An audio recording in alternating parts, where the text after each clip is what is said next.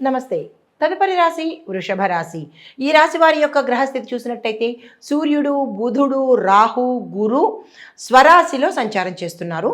శుక్రుడు మేషరాశిలో 12వ స్థానంలో సంచారం చేస్తున్నారు. దీనివల్ల కొంత ఆధ్యాత్మిక సడలింపు, చిన్ని చిన్ని ఖర్చులు, అనవసర వ్యయాలు తొంగి చూస్తున్నాయి. తర్వాత శని వక్రస్థితిలో కుంభరాశిలో సంచారం చేయడం వల్ల ఉద్యోగంలో ఒత్తిడి, అపార్థాలు తొంగి చూసే అవకాశం కనబడుతోంది. జాగ్రత్తలు తీసుకోండి.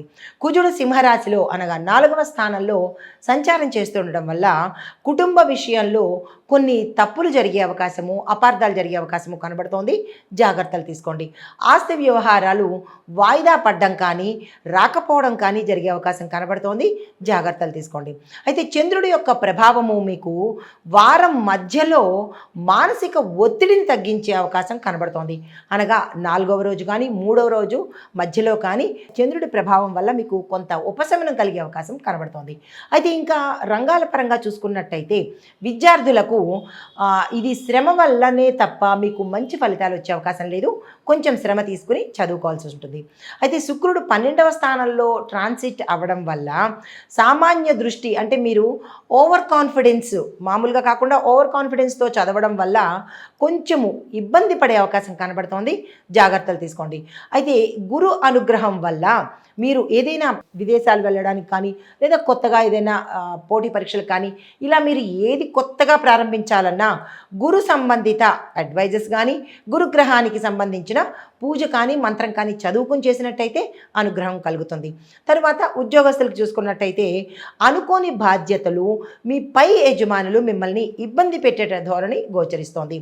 తర్వాత విభాగాల వారీగా చూసుకున్నట్టయితే ఒక్కొక్క విభాగం నుంచి చూసినట్టయితే కనుక కొన్ని ఎలక్ట్రానిక్స్ విభాగంలో చేసేవాళ్ళు, ఎలక్ట్రికల్ అంటే విద్యుత్తుకు సంబంధించిన విభాగంలో చేసేవాళ్ళు మీకు కొంచెం ఇబ్బంది కలిగేటట్టుగా గోచరిస్తోంది. జాగ్రత్తలు తీసుకోండి. తర్వాత ఆఫీసులో రాజకీయాలు మిమ్మల్ని చాలా ఇబ్బంది పెడతాయి. దానికి సంబంధించిన జాగ్రత్తలు తీసుకోండి. అయితే ట్రాన్స్ఫర్సు, రిపోర్టింగ్ చేసే అధికారులు కొన్ని మార్పు చేర్పులు జరిగే అవకాశము, అంటే మీ స్థానము మారే అవకాశం కనబడుతోంది. జాగ్రత్త తీసుకోండి. ఇవి జూన్ 1 నుంచి మళ్ళా యథాతథంగా ఉండబోతున్నాయి. తర్వాత వ్యాపారస్తులకు చూసుకున్నట్టయితే ఇది అత్యంత లాభదాయకమైన సమయము. ఏ పని చేద్దామన్నా ఈ సమయంలో ప్రారంభం చేసుకోండి. అయితే భాగస్వామ్యంలో అంటే పార్ట్నర్షిప్ ఎవరైతే చేస్తున్నారో వారిలో కొంచెం మనస్పర్ధలు కానీ, ఏవైనా లోపాలు కానీ కనిపించే అవకాశం ఉంది. జాగ్రత్తలు తీసుకోండి. కొన్ని కొత్త ఒప్పందాలు సంతకాలు చేసేటప్పుడు కానీ, అగ్రిమెంట్ల మీద సంతకాలు చేసేటప్పుడు కానీ ఇక్కడ ఒక విషయం గమనించండి. శని దృష్టి మీకు వక్రగతిలో ఉంది. ఎప్పుడైతే వక్రగతిలో ఉందో ముందు తప్పులు జరిగే అవకాశం కనబడుతోంది. దేని మీదైనా పార్ట్నర్షిప్ వ్యవహారాల్లో సంతకాలు చేయాలన్నా, కొత్తగా ఏర్పాటు చేసుకోవాలన్నా 1కి 2 సార్లు తప్పనిసరిగా ఏదైతే పత్రం ఉంటుందో, అగ్రిమెంట్ పేపర్ ఉంటుందో 2 సార్లు చదివే ప్రయత్నం చేసుకుని, ఆకలింపు చేసుకుని, అంటే దాన్ని గ్రాస్ప్ చేసుకుని అప్పుడు సంతకాలు పెట్టే ప్రయత్నం చేసుకోండి. ఈ విషయంలో తస్మాత్ జాగ్రత్త. తర్వాత రియల్ ఎస్టేటు, స్టాక్ మార్కెటింగ్ వ్యక్తులతో ఈ వారం చాలా జాగ్రత్తగా ఉండాలి. ప్రతి ఒక్కరూ కూడా మోసపోయేందుకు అవకాశాలు ఉన్నాయి. తర్వాత ఐటీ రంగం చూసినట్టయితే కనుక కొత్త ప్రాజెక్టులు మీకు ప్రెషర్ ఎక్కువ వస్తుంది. ఒకేసారి 4-5 ప్రాజెక్టులు వచ్చేస్తాయి. దానివల్ల ప్రెషర్ పడే అవకాశం కనబడుతోంది. అక్కడ మీరు సంయమనం పాటించండి. ఏది తీసుకోవాలి అనే ప్రయారిటీ బేసిస్ మీద వర్క్ చేయండి. తర్వాత మీ యొక్క కమ్యూనికేషను క్లారిటీ పెట్టుకోండి. లేదంటే ముందు ఇబ్బంది పడే అవకాశం ఉంది. క్లారిటీగా ఏదైనా సరే క్లారిటీగా చెప్పే ప్రయత్నం చేసుకోండి. తర్వాత టీంలో వర్క్ చేసే వాళ్ళకు, టీం లీడర్లకు మీరు ఎక్కువగా శ్రమ తీసుకుని విజ్ఞతతో నడిపించవలసిన పరిస్థితి, ఓర్పు సహనంతో మీ టీంని లీడ్ చేసుకోవాలి.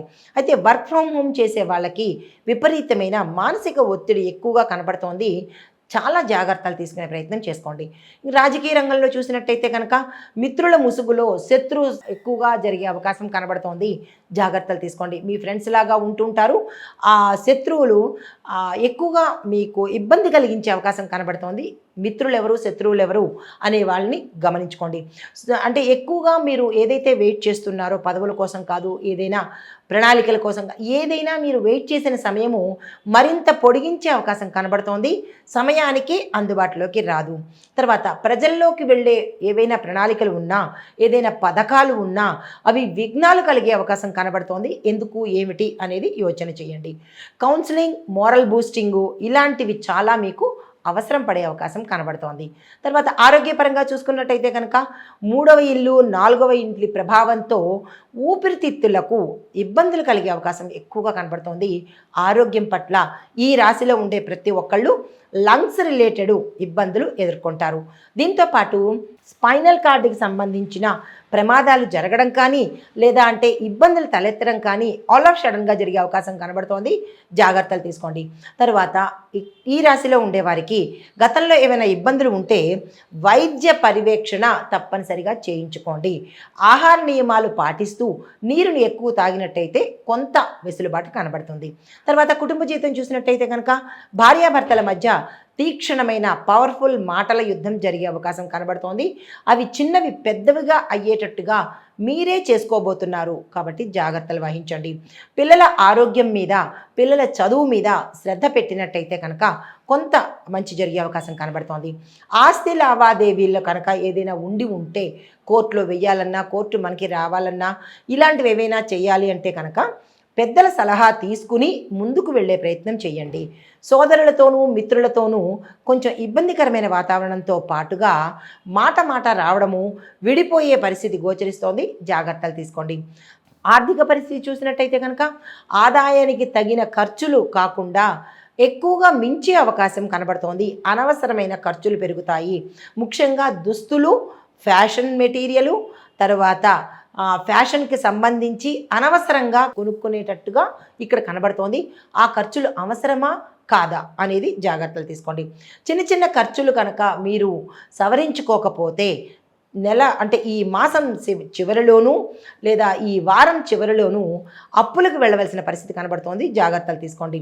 జూన్ తర్వాత నుంచి, అంటే జూన్ 1 తర్వాత నుంచి మీకు కొంత ఆర్థిక వెసులుబాటు కనబడుతుంది. కంగారు పడకండి. అయితే వ్యవసాయదారులకు చూసుకున్నట్టయితే కనుక గాలి, తేమ ఎక్కువగా ఉండే వాతావరణం కనబడుతోంది. దీనికి సంబంధించిన పంటలు మిర్చి 1, టమాటా 1, ఈ పంటలకు మీరు ఎక్కువ ప్రాధాన్యత ఇవ్వండి. అవి పండించేందుకు ఏర్పాట్లు చేసుకోండి. తర్వాత పశుపోషణలోనూ పాలను అమ్మడం కన్నా నిల్వ చేసుకునేందుకు మార్గాలు వెతుక్కోండి. వ్యవసాయదారులు రుణాల కోసం వెళ్ళేటప్పుడు డాక్యుమెంట్స్ మీరు పర్ఫెక్ట్గా తయారు చేసుకుని వెళ్ళాలి. బ్యాంకర్లు అడిగినట్టుగా అలాంటి పత్రాలు మీరు రెడీ చేసుకుని వెడితేనే సమయానికి మీరు రుణాలు పొందగలుగుతారు. లేదు అంటే కనుక రుణాలు పొందలేని పరిస్థితి కనబడుతోంది. తర్వాత ఈ వారంలో మీకు చెప్పదగిన పరిహారాలు, గురువారం రోజు తప్పనిసరిగా గురు కవచ పఠనము, అంటే గురు కవచము, బృహస్పతి కవచము అనేది ఉంటుంది. దాన్ని తప్పనిసరిగా మీరు ఈ వారం రోజులు చదువుకోండి. తర్వాత అది మాకు తెలియటం లేదు, చదువుకోవడానికి అవ్వదు అని అనుకున్న వాళ్ళకి ఒక చిన్ని మంత్రాన్ని ఇస్తున్నాను. దాన్ని రాసుకుని చదువుకునే ప్రయత్నం చేయండి. ఓం శ్రీం హ్రీం క్లీం గురవే నమః. చాలా చిన్ని మంత్రం కదా. దీన్ని ప్రతిరోజు 19 సార్లే, ఎక్కువ సార్లు అక్కర్లేదు, ఈ వారం రోజుల పాటు చదువుకునే ప్రయత్నం చేయండి. గురుబలంతో మీ కష్టాలను అధిగమించే అవకాశం కనబడుతోంది. అయితే ప్రతి శుక్రవారం రోజు ఏం చేయాలంటే, అంటే ఈ వారంలో మనకి ఒక శుక్రవారం వస్తుంది, ఆ రోజు తులసి మొక్కకు నీళ్లు పోసి తెల్లని పువ్వులతో పూజ చేసుకోండి. ఈ ఒక్కరోజే కదా, ఆ తులసమ్మ వారికి తెల్లని పువ్వులతోనూ పూజ చేసుకుని నీళ్లు పోసుకునే ప్రయత్నం చేయండి, ఈ రాశిలో ఉండే ప్రతి ఒక్కళ్ళు. తర్వాత దానం దగ్గరికి వచ్చేటప్పటికి కందులను, పసుపు కొమ్ములను యథాశక్తి మీకు ఎంత స్తోమత ఉంటే అంత స్తోమతకు తగ్గట్టుగా ఈ 2 దానం చేసుకోండి. ఇది ఈ రాశిలో ఉండేవారికి చెప్పదగిన గోచార రీత్యా గ్రహస్థితులు, పరిహారాలు, సూచనలు. నమస్తే.